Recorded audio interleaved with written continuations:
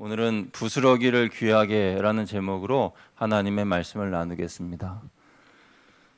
평안을 빼앗기고 기쁨을 빼앗기고 웃음을 빼앗기고 행복을 잃어버린 한 여인이 예수님을 찾아왔습니다. 이 여인은 딸이 흉악한 귀신에 들려서 힘겨운 삶을 살고 있었습니다. 그로 인하여 가정에 평안과 기쁨과 웃음과 행복이 사라지게 된 것이죠. 그런 그녀가 예수님께 찾아와 호소합니다. 주님, 저를 불쌍히 여겨 주십시오. 내 딸이 흉악한 귀신에 들렸나이다. 이 어머니는 자신의 힘으로는 도저히 이 문제를 해결할 수가 없음을 알고 예수님에게 나아가면 해결받을 수 있다는 믿음을 가지고 나아왔습니다. 예수님이라면 반드시 내 딸을 고쳐주실 것이다 라고 그녀는 믿었습니다. 이 여인은 참으로 용감했고 부끄러움이 없었습니다. 아무리 예수님이 자신의 딸을 고쳐줄 것이라는 믿음이 있다 하더라도 사전에 양해도 없이 허락도 받지 않고 갑자기 불쑥 나타나서 우리를 불쌍히 여겨달라고 고쳐달라고 소리치는 것은 용기 있는 사람이 할 수 있는 모습입니다. 또한 모든 사람이 듣는 공개된 길거리에서 자신의 신상과 자기 가정의 문제를 드러내놓는다는 것은 참 어려운 일이 아닐 수가 없습니다. 그냥 막연하게 나를 도와달라고 간청하는 것이 아니라 내 딸이 흉악한 귀신에 들렸으니 고쳐달라고 말하였기 때문이죠. 이 여인이 이렇게 말할 수 있었던 것은 그녀가 뻔뻔한 철면피였기 때문이 아니라 그가 용기를 낼 수 있었던 것은 원래 겁도 없고 무례한 사람이기 때문이 아니라 다만 어떻게 해서든지 내 딸을 고치고 싶은 그 마음에 용기를 낸 것이고 부끄러움을 무릅쓴 것입니다. 그야말로 자식을 위한 어머니의 마음입니다. 여러분, 여자는 약하지만 어머니는 강하다라는 말이 있지 않습니까? 자식을 위해서 하는 일이라면 겁도 없고 부끄러움도 없는 것이 어머니의 마음이지요. 어머니는 자식을 위해서라면 못하는 일이 없습니다. 부끄러울 것이 없습니다. 그것이 어머니의 마음이에요. 그렇게 간절한 마음으로 이 여인은 예수님께 나아온 것입니다. 그런데 이 여인의 간절함을 보신 예수님의 모습이 조금 이상합니다. 예수님이 너무 냉담하시고 차갑습니다. 첫 번째 예수님의 반응은 무반응이었습니다. 여인이 도와달라고 애원하고 호소를 해도 모른 척 그냥 지나가셨습니다. 아예 쳐다보지도 않으셨습니다. 그런데도 이 여인은 개의치 않고 계속 따라오면서 간절히 도와달라고 애걸합니다. 그때 예수님이 두 번째 반응을 보이십니다. 그 두 번째 반응이 오늘 본문의 24절인데요. 우리 24절 말씀 같이 읽어보겠습니다. 시작. 예수께서 대답하여 이르시되 나는 이스라엘의 집에 잃어버린 양 외에는 다른 데로 보내심을 받지 아니하였노라 하시니. 아멘. 이 말씀은 어쩌면 인종차별적인 그런 말씀이라고 할 수도 있습니다. 왜냐하면 이방인이었던 그 여인을 향해서 나는 이스라엘의 잃어버린 양을 위해서 온 것이지 너희들 이방인들을 위해 오진 않았다라고 말씀하신 것이기 때문입니다. 그렇다고 예수님께서 그곳 두로와 시돈 땅을 다니실 때에 어떤 특정한 유대인을 만나기 위하여 가신 것이 아니에요. 사복음서를 대조하여 살펴보면은 예수님이 이 시점에 두로와 시돈에 가셨을 때에 이 여인 말고 누구를 만났다는 기록이 없습니다. 그러니까 그 지방, 그 땅으로 가신 것은 예수님께서 의도적으로 그 여인을 만나기 위하여 가셨다라고 할 수가 있겠습니다. 그러면 왜 예수님은 이렇게 냉담한 반응을 보이신 것인가? 왜 이렇게 인종차별적인 언사를 하셨는가? 예수님의 본심이 아니셨을 텐데 왜 그렇게 차갑게 말씀하셨나? 우리는 생각해 볼 수 있습니다. 여기에는 이 여인에 대한 분명한 계획과 의도가 예수님에게 있으셨다는 것이지요. 예수님의 두 번째 냉담한 반응을 본 그 여인은 또다시 예수님께 도와달라고 애원하면서 간절히 구하였습니다. 그때에 예수님은 차마 듣기 거북한 말씀을 하셨습니다. 26절의 말씀인데요. 우리 같이 읽어보겠습니다. 시작. 대답하여 이르시되 자녀의 떡을 취하여 개들에게 던짐이 마땅하지 아니하니라. 아멘. 이 말씀은 그 여인에게 있어서 매우 모욕적인 말이었습니다. 이스라엘 사람들이 자녀라고 한다면 이방인인 너희는 우리와 상관없는 존재이고 개와 같은 존재이다 라고 말씀한 거예요. 이것은 대단히 충격적인 말씀이고 대단히 모욕적인 말씀입니다. 여러분, 만약에 우리가 누군가에게 이와 비슷한 이야기를 들었다면 마치 개와 같은 존재, 제가 좀 언어를 순화했습니다, 이렇게 들었다고 한다면 그럼 여러분 어떤 생각이 드시겠어요? 아, 세상에 별꼴을 다 보겠네, 안 들어주면 그만이지 왜 나를 개 취급하는 거야? 하면서 화를 내면서 돌아서지 않겠습니까? 그런데 놀라운 것은 이 여인의 반응입니다. 여인이 27절에 이렇게 반응했어요. 같이 읽어보겠습니다. 시작. 여자가 이르되 주여 올소이다마는 개들도 제 주인의 상에서 떨어지는 부스러기를 먹나이다 하니. 아멘. 이 여인의 고백은 맞습니다, 주님. 저는 개와 같은 존재입니다. 그러나 그런 개들도 자기 주인의 상에서 떨어지는 부스러기는 먹습니다. 그 부스러기만이라도 저에게 주십시오라고 간절히 구하는 것이에요. 여러분, 사실 예수님은 이방인 중에 누구라도 그를 개라고 모욕하거나 짐승 취급하신 적이 없습니다. 예수님의 삶을 통틀어 살펴볼 때에 예수님은 남의 말에 무관심하거나 누구도 차별하지 않으셨습니다. 오히려 이방인의 친구가 되셔서 유대인들의 시기를 받으셨습니다. 그런데 그런 예수님께서 유독 이 여인에게만큼은 냉담하게 그리고 차갑게 차별하면서 대하신 이유는 무엇인가? 그것은 이 여인이 가진 믿음이 어떤 믿음인지를 시험해 보시기 위해서였습니다. 우리가 본문 말씀을 읽진 않았지만은 이 여인이 예수님을 부를 때에 다윗의 자손 예수여 하고 불렀습니다. 다윗의 자손 예수여라는 것은 당신이 메시아입니다 라는 그런 뜻입니다. 왜냐하면 구약 성경에 이르기를 메시아는 다윗의 자손을 통하여 온다고 말씀하셨기 때문이죠. 그래서 어쩌면 예수님께서 당신은 메시아이십니다 라고 하면서 다가온 이 여인의 진짜 믿음이 무엇인지 궁금하여 이렇게 시험하셨는지 모르겠습니다. 아무튼 예수님은 그녀의 믿음이 어떤 믿음인지를 알기를 원하셨습니다. 이 여인이 무슨 말을 해도 포기하지 않는 인내와 믿음을 가지고 있는지, 부스러기와 같은 하찮은 것이라도 귀하게 여기는 믿음인지, 그것을 시험해 보기 위하여 냉담하게 반응하셨습니다. 결국 그녀는 합격을 했습니다. 그때 이 여인의 믿음은 간절한 믿음이었고 끝까지 포기하지 않는 지속하는 믿음이었고 예수님이 반드시 지켜주신다는, 고쳐주신다는 절대적인 신앙이었고 상에서 떨어진 부스러기 은혜라도 내게 주신다면 감사히 받을 수 있는 겸손한 믿음이었습니다. 여인의 대답을 들으신 예수님께서 그녀의 믿음을 높이 평가하시면서 이렇게 말씀하십니다. 28절 같이 읽어보겠습니다. 시작. 이에 예수께서 대답하여 이르시되 여자여 내 믿음이 크도다 내 소원대로 되리라 하시니 그때로부터 그의 딸이 나으니라. 아멘. 우리는 이 여인의 믿음을 배우고 이 여인의 믿음을 본받아야 됩니다. 이 여인의 믿음은 한마디로 부스러기를 귀하게 여기는 믿음이었습니다. 여러분, 부스러기는 눈에 잘 들어오지 않습니다. 대부분의 성도들은 부스러기의 은혜를 구하기보다 100배의 또 1000배의 만배의 은혜를 구합니다. 충만한 은혜를 구합니다.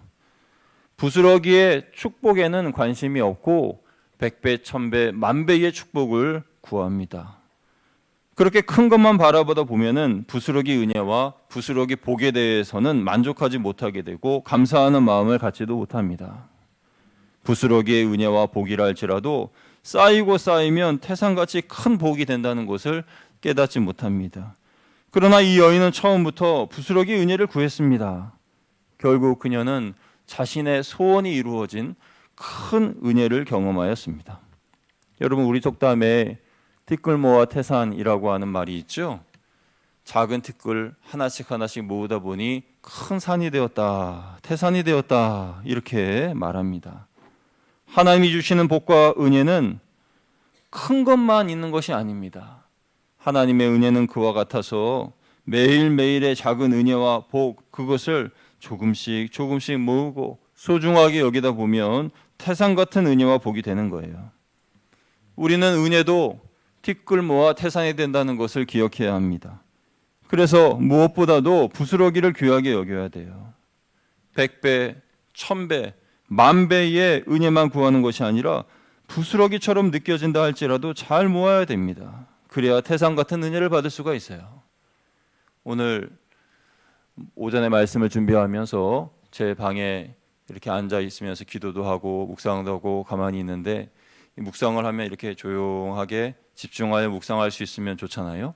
그런데 우리 시온 찬양대에서 오늘은 추수감사주일이 특별 찬양이기 때문에 밑에 아래층에서 찬양을 크게 평소에도 하시는데 오늘따라 장구도 치시면서 막 크게 찬양하셔가지고 그 소리가 막 귀에 막 들리는 거예요. 묵상이 잘 안 되네. 근데 또 마침 우리 찬양팀이 또 추수감사주일 찬양 준비를 하시는데 그 소리가 또 막 들리면서 양쪽에 막 서라운드로 막 들리면서 집중이 안 되는 거예요. 그러면서 곰곰이 생각했습니다. 말씀을 비춰보면 생각해 보니까 이게 부스러기 은혜 아닌가? 두 부서가 부스러기라는 게 아니에요. 그러니까 이 하나님께서 주시는 그 은혜, 내 마음속에 묵상이 잘 안 되는데 하는 마음이 들면서도 그래도 내가 우리 거양교회의 담임 목사이기 때문에 이렇게 이 자리에 앉아 있는 것이고 이곳에 앉아 있기 때문에 이렇게 찬양하는 소리를 들을 수 있으니 얼마나 감사한가. 이게 부스러기 은혜이구나, 그런 생각이 든 거예요. 그런데 이런 부스러기 은혜, 이런 부스러기 복, 이런 것들을 우리는 하찮게 여기거나 또는 소홀히 여기거나 잊어버리거나 그냥 흘려버리는 경우가 많잖아요. 그래서 태산 같은 은혜의 복을 받지 못하는 거죠. 미국의 조지아주의 한 시골 여학교에 마르다 베리라는 선생님이 계셨습니다. 이 선생님은 아이들에게 음악을 가르쳐주고 싶었는데 그 학교에는 피아노가 한 대도 없었어요. 그래서 당시의 세계적인 부자였던 자동차왕 헨리 포드에게 편지를 썼습니다. 우리 학교에는 피아노가 없어요. 아이들에게 음악을 가르쳐주고 싶은데 피아노가 없어서 당신이 피아노를 한 대 사서 보내주시든지 아니면 $1,000를 보내주시면은 음악을 가르치는 데 큰 도움이 되겠습니다 라고 편지를 보냈어요. 답장이 왔습니다. 그런데 그 편지 안에 얼마의 돈이 들어있었을까요? 10센트가 들어있었습니다. 아니, $1,000를 구했는데 10센트짜리 동전 하나가 뚝 떨어진 거예요. 왜 10센트가 들어있는지 그거는 모르겠습니다. 그녀를 시험하기 위해서 헨리 포드가 그렇게 했는지 아니면은 그냥 사고가 나서 잘못 돈이 담겼는지 그건 모르겠지만은 이 선생님은 그것에 대하여 섭섭해하거나 실망하지 않고 감사의 편지를 보내고 그 10센트로 땅콩을 심었어요. 그리고 정성껏 갖고 와서 5년 만에 그 땅콩이 수확물을 거두고 자꾸 수확물을 거두면서 피아노를 한 대 살 수 있는 돈이 되었습니다. 그리고 피아노를 구입했습니다. 그렇게 아이들을 가리키는 그 선생님, 그 소식을 들은 헨리 포드는 그 선생님이 처음에 요구했던 돈의 10배인 $10,000를 그 학교에 후원했다고 해요. 처음에 보낸 10센트에 10만 배를 보낸 겁니다. 아마도 포드는 그 부스러기 돈을 얼마나 귀중히 여기고 그것을 처리하는지 시험해 보기 위해서 그렇게 한 것으로 보입니다. 아무튼 이 선생님은 그 부스러기와 같은 그 10센트를 귀하게 여기고 잘 사용하였습니다. 그래서 10만 배의 축복을 받았어요. 여러분, 태산은 처음부터 태산이 아닙니다. 티끌이 모여서 태산이 된 거예요. 하나님께서 만물의 영장인 우리 인간을 만드실 때에도 바위를 깎아서 만드신 것이 아닙니다. 나무를 깎아서 만드신 것이 아니에요. 성경에 보면 흙으로 사람을 지으셨다 할 때 그 흙이라고 하는 그 단어는 아파르라고 하는 단어인데 먼지나 티끌을 말합니다. 모래알보다도 더 작은 먼지, 그 티끌로 사람을 만드셨다는 거예요. 하나님은 우리를 만드실 때, 사람을 만드실 때에 어떤 완성작을 만드신 것이 아니에요. 팔을 만들고 다리를 만드시고 머리를 만드시고 그렇게 해서 탁 조립하듯이 그렇게 한 것이 아니라 땅에 있는 모든 티끌들을 다 모아서 그래서 사람을 만드신 것이에요. 그러니까 티끌 모아 인간을 만드신 거죠. 이 티끌의 개념을 숫자로 생각해 보면 재밌습니다. 100원이라는 이 돈이 티끌이라고 한다면 태산은 얼마 정도 될까요? 한 1억 원? 그 정도가 태산일까요? 한 1억 원 정도의 돈, 그 돈이 뭐 쉽게 만질 수 있는 돈은 아니죠. 그래서 그 태산 같은 1억 원의 티끌은 한 100원 정도 될 겁니다. 100원 그거 뭐 땅바닥에 떨어져 있으면 누가 그거 줍기나 하겠습니까? 그냥 지나쳐 버리죠. 그런데 어떤 숫자의 단위도 반드시 1에서부터 시작한다는 거예요. 1원, 2원, 3원 더해져서 100원이 되고 100원, 200원, 300원 더해져서 1000원이 되고 그렇게 만원이 되고 1억이 되고 10억, 100억, 1000억 그렇게 되는 겁니다.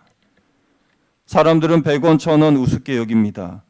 부스러기에 성이 차지 않고 사람들은 언제 내가 이렇게 벌어서 돈을 다 벌고 부자가 되겠어 하면서 일확천금을 노립니다. 그러다가 잘못하여서 도박판에 뛰어든 사람들도 있어요. 그러다가 집 다 날리고 돌아오지도 못하고 노숙자가 되어서 떠도는 사람들도 있습니다. 여러분 영화에서처럼 도박판을 통해서 뭐 돈을 따서 부자가 된다. 그거는 그야말로 영화의 이야기죠.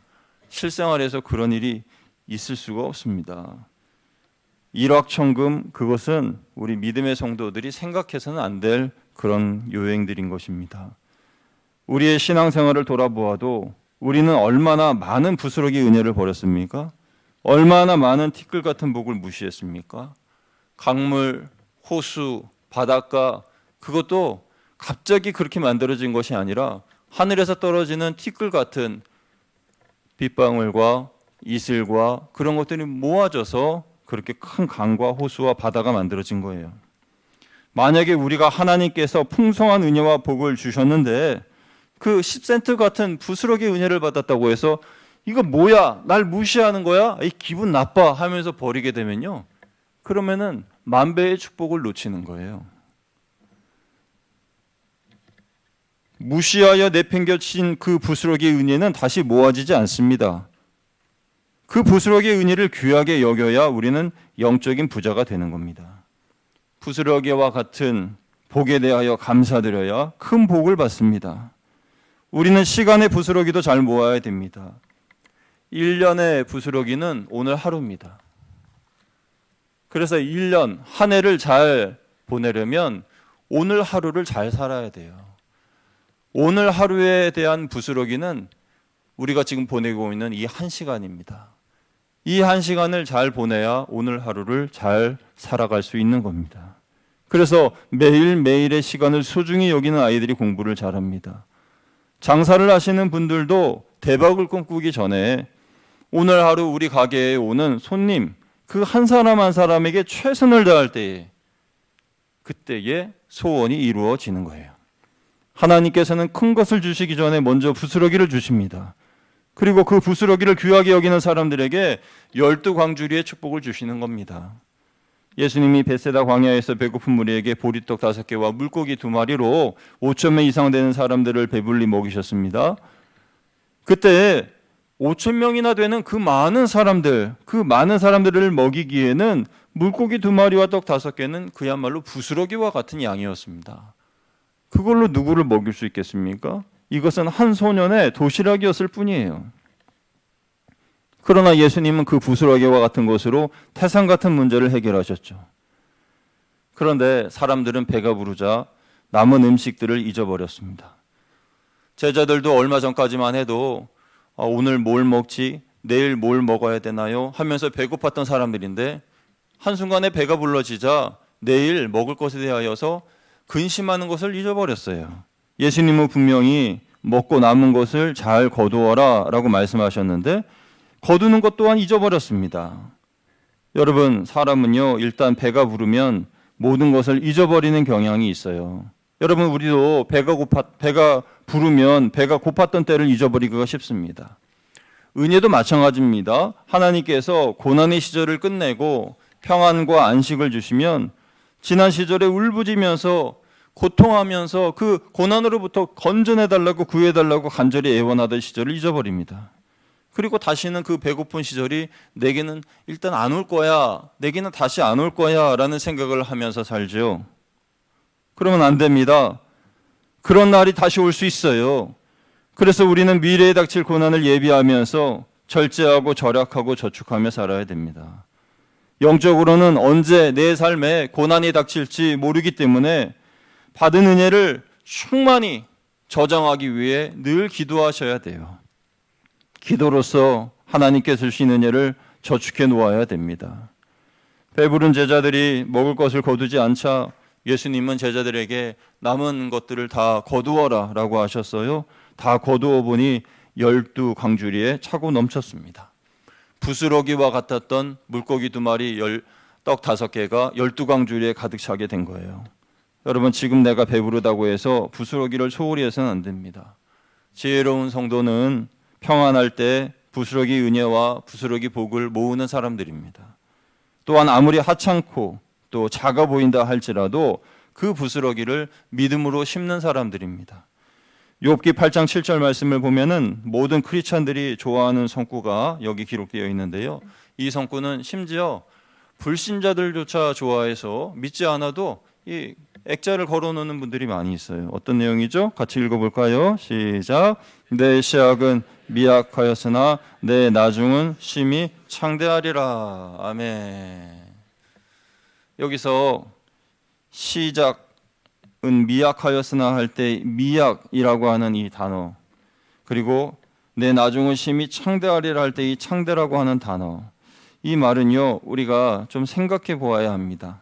많은 사람들은 이 구절을 잘못 이해해서 작은 자본을 들여서 큰 성공을 이루는 그런 것으로 생각을 하거나 또 작은 노력으로 나중에 대박이 나는 그런 경우를 생각하는 경우가 있는데 이 구절은 그런 뜻이 아니에요.